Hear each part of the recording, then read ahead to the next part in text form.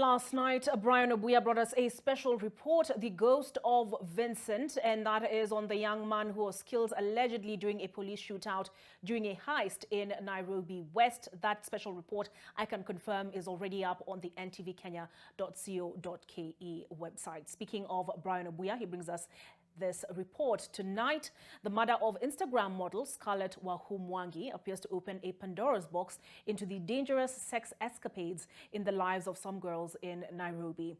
Police may be dealing with a serial killer and extortionist in the case of John Ongoa Matara. Our crimes and investigations team has spent the last couple of hours looking into the life of John Matara and Scarlett Wahu, and can now report that the case of Scarlett Wahu and John Matara is about to shock the nation. Here now is Brian Obuya. There was suspicion that John Matara, the man set to face trial for the murder of Scarlett Wahu, could be a serial killer. Na alimweka kwenye process ya kufanya HIV test, hata akavaa kujizuia ugonjwa, akavaa condom, na mwisho akamuua. Maybe he's a serial killer. He might kill so many girls, but we thank God that tumempata. Now those fears are an inch away from coming true. NTV has now been contacted by 4 women, all of whom claiming to have been assaulted by John Matara. For tonight, we begin with the case of this lady. Let's call her Sharon. So I met this guy on a dating site. Sharon has shown us WhatsApp conversations with the suspect from a number the police confirm belonged to Matara. Matara and Sharon met on December 29th. That was a week ago. They clicked and agreed on some 15,000 shillings for a steamy night before the man changed plans. The apartment that we were in inalokiwa na kadi. So at first I was like, the security is tight and everything. So it got to around midnight. Mse akaanza kunipiga. Akaniumiza shingo. Yeah, he did some bad things to me. Sharon was stripped naked, taken through dangerous escapades before being held hostage until her family and friends paid some 50,000 shillings for her release. We went to my M-Pesa and checked. The people had sent me the largest amounts of money, so yeah.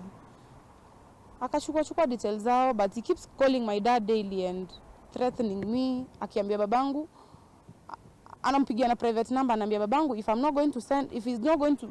going to go to the police, he's coming out one day na animalize. Her legs were tied, and so were her hands. She was burnt with an iron box on her buttocks and stabbed in her private parts for passwords and money. She claims the suspect poured cold water on the floor and asked her to lie there naked. One finger was put here. He has long fingernails, ingine hivi. So even right now, I don't take like solid chapati nini. I take vitu soft ndo ziteremke cause hii kitu inakaa iko fractured in a way. Alifinya kabisa and then akaguara, you know. So me mapaja nini pasi kisu. I was being subjected to things so that I can give him password. Anakuchoma na, what do you call it, iron, so that ufungue simu password. After you feel the pain, you decide to open the phone. He again does that for M-Pesa pin. He again does that for account pins. Akiona pesa uko nayo, that's when he gauges and sees how much he wants. Yeah. Na ndo alikudunga kisu. Anakuchoma tu kisu pole yeah. In places, funny places, gosh. Yeah. After which, the suspect wrote to the owner of the home claiming there was an issue. He said they had fought the entire night. Matara told the home owner that no property had been damaged and that the faster she could get there, the better. It is the same thing that Matara told the police and reporters when he was found at the Mbagathi hospital during the investigations into the death of Scarlett Wahu. Manage kuchukua kisu kwake, kugrab kisu na kamka, ama wewe ulikuwa na kisu yeye akiwa na kisu, both of you had knives, ama alikuwa nayo, so ka grab knife kutoka kwake. So okay, nisikatai. The picture painted is that of a man who identifies his victims, goes down with them and brutally tortures them for money before threatening them to keep quiet.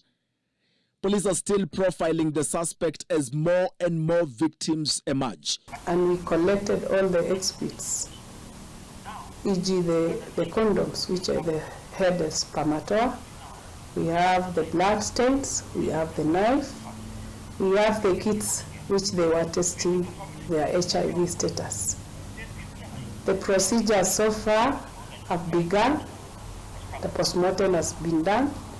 The experts have been taken to government chemist to match the suspect. It is turning out that the late Wahu was a member of a famous hookup site where lovers meet, have sex for money, and part ways until next time. On the material day, January 2nd this year, she took a cab from her Langata home as Matara came all the way from Ruiru, meeting the lady in South B, where they had a good time before he stabbed her and left her for dead. Scarlett has since been buried at her family home in Kamulu in a highly secretive burial attended by close family members only. Brian Obuya, NTV.